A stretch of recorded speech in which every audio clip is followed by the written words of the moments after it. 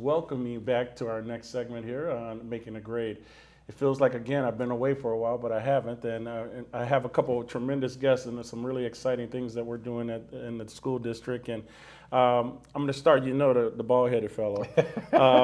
This is Mark Anderson. He's our middle school principal. And Mark has taken on some other leadership roles for the school district, and we're going to talk about that in a second. What you probably don't know is the wonderful, beautiful woman next to me to my left is Billie Riemer, who I just found out is married to somebody in the school district. There's a lot of that going on in our school district. I didn't know that. So Billie is our, our gifted and talented teacher, or gifted and talented resource teacher, or gifted and talented something, right? Right. So we're excited to have both of them here because we really do want to talk today in this segment about where we're headed, where we're at right now with gifted and talented, where we've come from, and where we think we might be going. And there's some exciting things going on there. So I'll start with you, Mark, at being the principal, taking on some different leadership roles around gifted and talented. So tell me a little bit about what the new role that somebody has given to you. I won't say it was me, but somebody's giving you a new role. But tell me about that. About a month ago, I was asked to take over the role as the gifted and talented coordinator in the district for WAPS, and I'm excited about it because we were making some changes at the middle school already. Absolutely. And with this K-12 systematic look now I have a vision in a different lens of what the elementary looks like coming into the middle school. Yeah. And I have a different lens of what we need to send to the high school. So the conversation for me isn't just about the 5-8 anymore. Right. It's about the kindergartner all the way to the senior who's exiting to go to college, and how can we truly impact our students in the most in-depth curriculum that's possible for them that is different from what we have given to them in the past. And it's an area, I think, when you talk about gifted and talented, I think it's an area very much like an underperforming kid. This kid is at risk. And so we have to make sure that they have their skills met and enriched as well. And so currently in our system, it's a bit convoluted, to say the least. But I think where we're headed, I think our families will be truly excited about the future. And we'll talk about that in a bit. All right, so Billie, let's tell folks who you are and what you currently do as our gifted and talented teacher. Right. As a gifted and talented teacher, I am servicing 5 elementary buildings. So I travel and I go to a different building each day of the week. And really I'm running an enrichment program. Okay. Grades 1 through 4, but a bigger focus on grades 3 and 4. Okay. In the intermediate area. Okay. Right. And I identify in the fall, and then we'll work with students in reading and or math for 45 minutes once a week. Okay, so how many kids do we serve? A large number. I have about 190 some students throughout the 5 schools, and it's probably 3 to 5 per classroom that I pull out. So let's hang on a second. So we have about 1,000 elementary kids, and you're saying about 190 of them are what we would consider being enriched and gifted? Yep, and I don't always label them as gifted. Okay. Right, Let's talk about that. Them for services. There's so many definitions of gifted. Yes. I don't go out and say that each student I'm seeing is a gifted child, but they do receive gifted services in the form of enrichment classes. Okay. So you go through all 5 buildings, 190 kids, 2 to 3 kids per classroom. You must be amazing. How do we do that? Well, I have to stay organized. Oh, okay. We got a very organized person here. Okay. Yeah, that's part of why we're here today to talk a little bit, because as I've gathered from gifted and talented, I feel like we've done some really amazing things for our underperforming kids. I think we're beginning to look at our academic middle kid. And then now the question is what to do with that next segment so that we can really look at our community and say we have every segment, taken care of in Winona Area Public Schools. So we're about to embark on something new. So Mark, do you want to let's talk to the community a little bit, and then maybe both you and Billie can talk a little bit about where we're headed and what we're thinking about here for our community. Well, as Billie mentioned, she's servicing 190 students. 5 years ago when I took over at the middle school, we had 285 kids labeled gifted and talented. Okay. We don't have 285 gifted and talented students. Right. I mean, if you look at what a gifted and talented student is, the question becomes, what percentile are you looking at? Yeah. Many schools look at the 95th percentile and above. Some are looking at 90 and above. Yeah. And then you're looking at also not just those students, but Are your minority students in there? Yeah. And kids who haven't ever been in that piece before? How do we get those kids engaged in that opportunity also? Yeah. And then truly getting that system beginning. What does a kindergartner look like that's Yes. gifted and talented? Yes. And that's probably the hardest piece because they're the hardest to figure out what they really know and really what they really don't know. But then putting something in place that when Billie is in those 5 elementaries next year, how many kids is she going to be servicing? Right. We're looking at not 190 students. Right. Much more manageable when she goes in, and what's the level of information that they're able to take on when they're in there, but with like-minded students. So when we talk about a gifted student, we're really looking at a truly gifted and talented student, and those kids are capable of much more in-depth conversations and much more rigor when we offer the opportunity. Yeah, sometimes I've gone through this quite a bit, and I know when families want to label, because I do the same thing as a father of 2 girls, and I go, man, my kids are truly gifted. Well, I only really have one kid that's really cognitively gifted in the 98th percentile. My oldest daughter really is a high potential kid. She's talented, but she's talented in a lot of different things, but truly cognitively gifted where we're saying, wow, that kid could be at risk if we're not careful here, because the truly gifted kid needs those like-minded minutes together. And so trying to just make sure that we're labeling and doing correct labeling for our kiddos, and I hate to use the word labeling, but making sure that our families know exactly what we're dealing with, and we can say we're making sure that we can differentiate the whole segment of kids. So I'm excited about that. So you're going to talk, maybe you, Billie, I know you two have met, talked about where we're headed, talked about some potential training that we're going to go. I know you guys are going to go visit, I think, up in the cities a little bit about programming. Yes. Let's talk a little bit about this, because I don't want the community calling me saying, oh my God, we're excited. We're in the initial stages of things, and so our staff we haven't really talked to them yet about all of this. But where are we headed, Billie? Where do you think we're headed? I think it sounds like we're headed towards having one program at a site rather than spread among 5 buildings. So it's not as watered down, it's more focused on those highly gifted students. Yes. And we're meeting their needs, which may not have been met Right. in our current way of doing things. I agree. And it makes things easier for you if we have a site. Correct. Yes. Instead of 5 sites, we say this is going to be here. Very similar to what we're doing right now with Spanish immersion, what we're doing with STEM. Here's a gifted and talented type of program as well, and making the decision where to place those programs. Is that what you're? Yes. Okay, because I don't want to put words into your mouth. I mean, is that about right? Yep. You want to add to that? Yep, I would say because of where's that location? Those are things that we're going to be going through with you and Kelly in the future, and making sure that we have those right students. But also, what's that transition from 4th grade to 5th grade? Yes. And we've already decided that we need to make it alike. It needs to be the same as what we do in 4th grade and 5th grade, so the kids transition into a different building doing the very similar things they've already done. They may go to a different teacher, but they're still going to be with a like-minded group of students. And then from that point on, our gifted and talented program will change from 6th to 12th grade. Okay, so let's talk about it. So right now we're thinking about a K-5 model Yes. for something. Yep. But then we're thinking about a 6-12 model as well. So just because you finish at 5th grade doesn't mean that experience ends for you. In fact, it gets ramped up even more at the middle and then the high school. Is that accurate? Absolutely. So you have any initial drafts or thoughts? Or? Yes, I do. Okay, so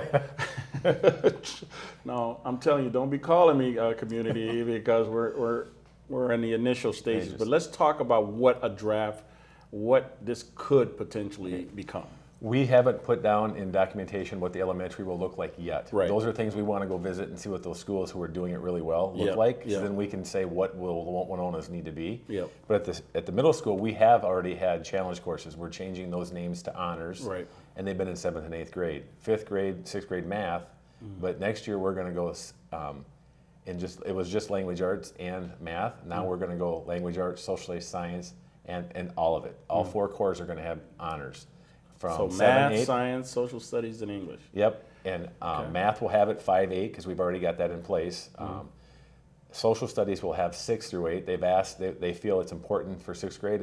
I'm very excited about the opportunity. So we're really excited about moving the honors into that piece. Science will have 7th and 8th grade, and then the following year, after next year, all 6th, 7th, 8th grade courses will have honors in the 4 cores. So a parent who has a kid who's a gifted and talented individual could, I mean, if we're doing this properly, we'll have those experiences throughout their child's experience in Winona area public schools. Yes, and the little bit different piece that we had in 5th grade where they'll be with like-minded students and they'll be in all of them because that's what they'll do at the elementary level. Right. At the middle school level, if a student chooses not to be in, for example, a science because they don't feel they're gifted and talented or that's not their area, Right, yes. they can move out of that piece and still be in the other 3. Yes. They can be on all 4, they could be in 1.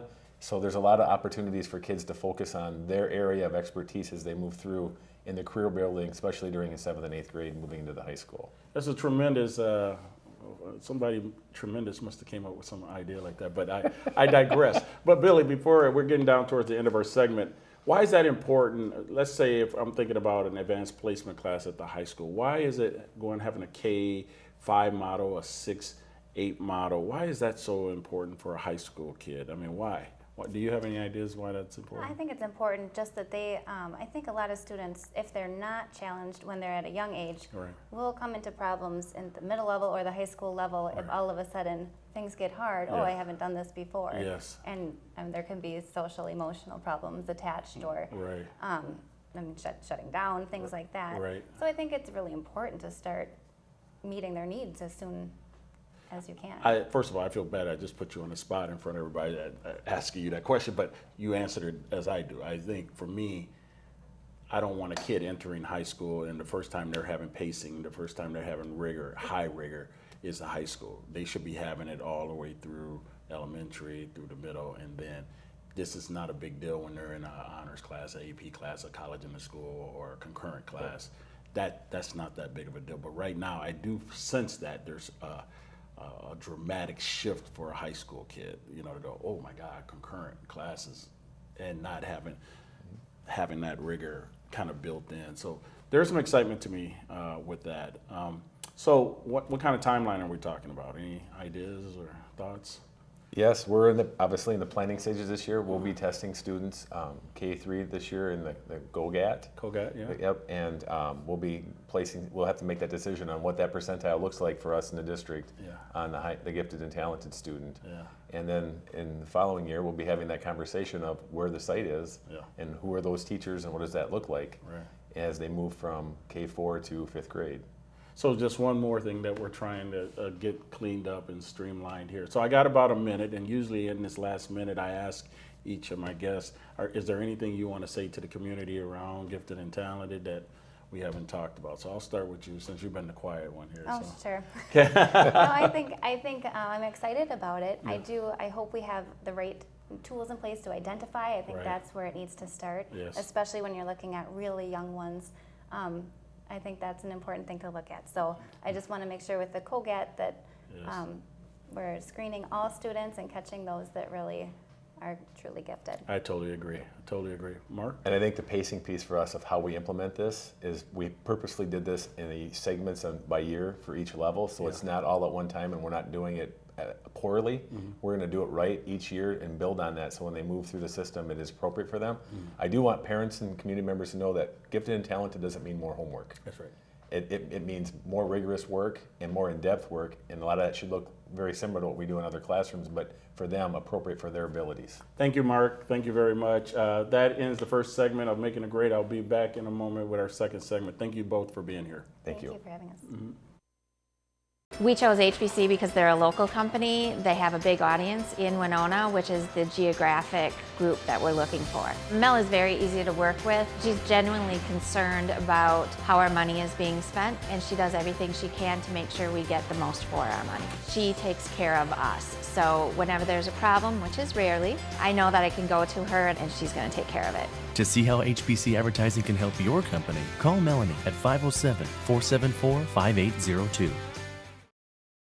Join HBC Sports' Extra Point one-camera coverage of high school football and soccer throughout the fall, presented by Lewiston Auto.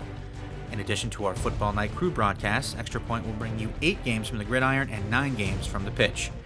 For the full slate of games, simply visit hbci.com/sports to find out when your team will be on the field. That's Extra Point coverage of HBC Sports presented by Lewiston Auto, all fall, only on TV 25. Well, welcome welcome back, everyone. This is Stephen West, the Superintendent of Winona Area Public Schools. Welcome to back to Making a Grade. And to my left, as she smiles, she's already told me not to make her cry. So I'm not going to make her cry, but this is Mary Cappel. This is our Teacher of the Year, which she highly deserves. Oh, And thank you. so I hope I don't cry, because it couldn't happen to a nicer person. Well, thank you. Mary is our PE teacher at Jefferson, the STEM school, and has been there a number of years. We'll get into some specifics about how long. But what does it feel like to be Teacher of the Year in Winona? It is overwhelming. As I told you, I cry a lot. I think I spent the whole first weekend crying. Right. Just the enormity of it all. Right. And all the well wishes that I got from people all over the country. And people way back from my very first teaching job. So you're crying all the way right up now. until- So Stop. No, I'm not. Yeah. What is all of this Yeah. teared up? No, Okay, I'm go not. on. You're gonna make me tear. All right. Yeah. So go on. Yeah, salty, isn't that what you told me? Yeah. No, it is. Yeah. That's true. Okay, go on. I apologize. So a lot of folks are coming to you. Yep. I've gotten a lot of cards from people and emails from people and Facebook messages from people, a lot of things like that. It's very humbling because we have lots of fabulous teachers in our district, and I work with a great staff at Jefferson. So I wouldn't be doing this if it wasn't for them. So you've been around a bit. How many years have you been doing the job? This is my 30th year in Winona. I taught 5 years in Trempealeau, Wisconsin, first at the junior high there. Okay. I had 7th and 8th grade girls PE, and then an elective health class that was for boys and girls for one semester. So I did that for about 5 years, and then I came over to Winona to teach elementary PE and to be the gymnastics co-chair. Oh, So I was the co-chair for about 6 years, is that right? and then See, there's something I didn't know. Yeah. Is that right? yeah, there you go. Okay. Winona won their first conference gymnastics championship during the time that I was the coach, and we won it twice and were second once. You're a fist pound. Look at you. Go Yeah. on. Go on. Okay. And then the last year that I was coaching, I was the Region 1 Coach of the Year that year. So accolades, you just have a bunch of accolades that come to you, right? Yeah. Okay. So let's do this. I want to talk a little bit about PE, physical education, and health, I guess, because I think people think it's about rolling balls out to kids, and that's what PE is today. Right. So let's talk about what is PE, what is FIED today? How? Because I see you do some very interesting things with kids. So let's talk about that. Well, we used to call it the new PE because it was not like your grandparents' PE or your own PE as you were growing up, where there was a lot of sports related, skill related, that kind of thing. It's not so new anymore because the trend has gone away from the really sports and skill related to more health and wellness and a more well-rounded kind of individual, and making sure that the students all can find something that they really enjoy and stay active, because we know that kids need at least 60 minutes of activity every day, and they're not even getting it just in our PE classes. Right. So we have to come up with things that we know will make them really want to be active and enjoy the activity, and so that they will want to do it outside of school. Absolutely. Wow. So we have a lot of variety of things. We do some of those basic sports things still, but Do we still do dodgeball? there is a little dodgeball that goes on in some of the You haven't called me classes, for the dodgeball thing. I was like, somebody, a parent asked me, do you guys still do dodgeball? I was like, I think so. I'm not sure, but. Well, dodgeball is a little frowned upon trickier. in the PE world. Yes, it is. Yes. Because of the human target kind of thing. But, Yeah. we try to make sure that kids all get something that they like. I got blasted in the head a few times on the dodgeball. I turned out okay. I think. So that's awesome, and I see you as a leader in the whole PE. You've gone to a lot of trainings. You've gone and spoke. Yep. I'd like to just talk about that award. I think it was last year when I first got here. You were brought out there and you got a chance to meet Gail Devers and some of those folks.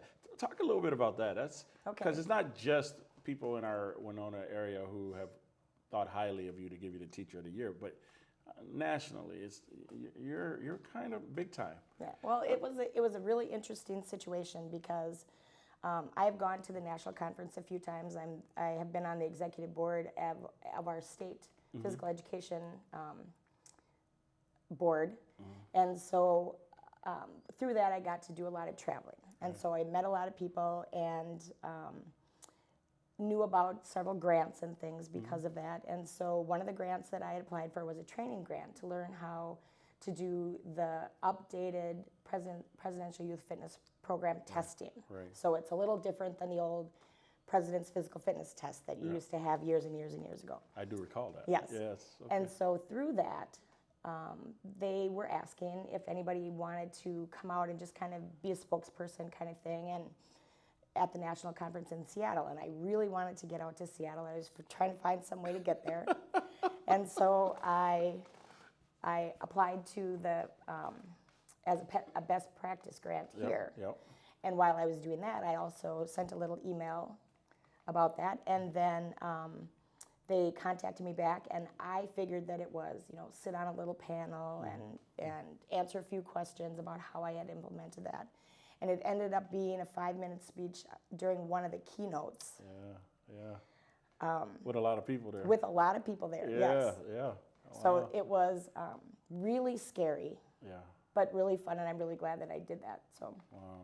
Yeah. it was good. And you got to meet, like, I think one of your idols, the PE guy. What's that guy's name? The gentleman that I can't remember. I thought you met some gentleman at PE. Yeah, oh, I met a lot of people Okay, that were really great, and I had my picture taken with Gail Devers and all of that. So that that was really great. That's amazing. Okay, so we're getting down towards the end of our segment, but I wanted to. You've been here 30 years, but you've taught 35 years, right? And between Trempealeau and Winona, and lots of awards.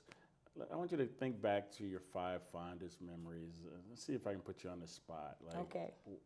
I'm not sure I'll get 5, but I can tell like, you. what have you been thinking about? Like something that just, that brings a lot of fond memories. Well, just the other day, it was really great. We were working on some fitness things, like we do Mighty Mondays, so that we do a little fitness focus there. And one of the girls came up to me afterwards and said, one of our EL students who doesn't speak a lot of English, she was having so much trouble like getting that push-up right in. I kept saying to her, you can do it, you can do it. This 4th grade girl was telling me, and she said, and all of a sudden she could do it. Oh. And so it was really great to know that this girl thought enough of the program that she should help a girl who had a hard time speaking English to be able to do that kind of thing, and she was so proud of herself in that way. So that's really. Is this how these memories going to be? Because you're going to make me all over. Yeah. Okay, that was pretty good right there. That was a good one. That was a good one. Another? You got another? One of the best ones for me was an email that I got from a parent from Jefferson a few years ago. And she said, I just want to tell you what an impact this has made in the neighborhood. Because she said, we've been playing Capture the Football or something like that. And she said, the kids barely get in the door off the bus. They all go down to the park. They've got all their own stuff, and they're playing Capture the Football as a neighborhood until we call them in for lunch or for dinner. And she said, it's not just the kids who are in school right now. When the older kids get off the bus, they come down there, and it's a whole neighborhood kind of thing. And that's really what we want in PE. We want them to find something that they really like and something that they'll do on their own, and they don't need an adult for. Right. And that's a lot of what I work with kids, those more social skills, how to get along, teamwork, how to settle their conflicts that they have, rock, paper, scissors, or whatever it is. Yeah. And that I want them to be active because they want to be active and not because someone tells them to. All right. So as we have about 5 minutes left in the segment. So all of that is so amazing. But one of the things that happens when you're Teacher of the Year is you represent the teaching profession. And education and teaching has transformed itself. So what are some of the challenges, I think, as someone who's been well respected, what do you see as challenges for teachers today? Well, I think budgets are always challenging, Right. facilities are always challenging, different household things that kids are bringing in. There's a lot of things in families that are difficult for some kids, and so school should be a safe place for them. Yeah. And so we really have to work hard to be that spot where they feel comfortable and safe, and they can learn and feel like they can try things and be brave. Right. And so we really have to be that spot where it's comfortable and safe and they feel good about themselves there. So one of the things I'm most proud about with you is you attack the holistic kid. You don't, I mean, obviously there's content of math, science, social studies, and language arts, but there's the arts, there's PE. Yep. And you seem to be that type of person of trying to connect that whole thing. Is that an Yes. accurate assessment of That's you? accurate. I think as a PE person, I was not super athletic when I was in school. I was a gymnast and a cheerleader, but Which that meant you had to be I somewhat- was, but I was Okay. not like that team sport kind Yeah, of person. right, And so I know what it's like from that end. Yeah. And so I try to make it an area where kids do feel safe to try something new. We talk about being a gracious winner and gracious in defeat. Yeah. We shake hands, we're friends, we're safe. We work out these conflicts on our own. And a lot of times I'll say to them, I'm not going to be there in your backyard. I'm not going to be there on the playground. You have to figure out how to do that on your own. So all those skills that even employers are looking for. Right. They're looking for people who can persevere and people who can get along and people who can think on their feet. And so those are the kinds of things that we're doing besides working on their healthy body and their healthy mind and trying to keep them active throughout their lifetime. Right. So we're down here to the end, and what's next for you as Teacher of the Year? I mean, what's on the horizon here? Well, now I'm in the process of starting to complete the application for the Minnesota Teacher of the Year, Yeah. which We're gonna win. I don't know about that, but I'm going to do my best. Because we're gonna win. Yeah. I mean, it's a daunting thing. It too. is, yeah. You want everything to be right. You want the letters of recommendation from people to be great, and all of the paperwork that has to go along with that. You just want to make sure that you do a good job and represent the community well. Right. I usually I let the guests say a final thing, but I wanted to say something about you, and Is it going to make me cry? well, maybe. But in the 17 months I've been here, I've gotten a chance to see you in action and in the classroom, and I talk to people all the time when I'm sitting here on the TV or out and about, and we talk about teachers, and you are what I perceive just a dynamic teacher to be, and that's not just trying to blow smoke. I mean, that's for real to me, and I'm honored. I really am honored that I get to call you a colleague of mine, and I get to be at your classes. Yep. And I get to say your kids are learning because of people like Mary Well, Cappel. thank you. I commend you, and I'm looking forward to us winning the Minnesota Teacher of the Year, and not just Winona. I'm looking forward to it. So No, thank whatever you. I can do to help with that piece, you just let me know, okay? Okay, thank you. Well, what a great way to end a segment here. I am just overwhelmed, and I'm all emotional. You made me sad. That ends our show here at Making a Grade, and we'll see you again at the next show. I appreciate it, Mary. Just thank you again. Yeah, And, thank you. Thanks, everybody, and we'll see you next month, I think it is. Okay? Okay. All right.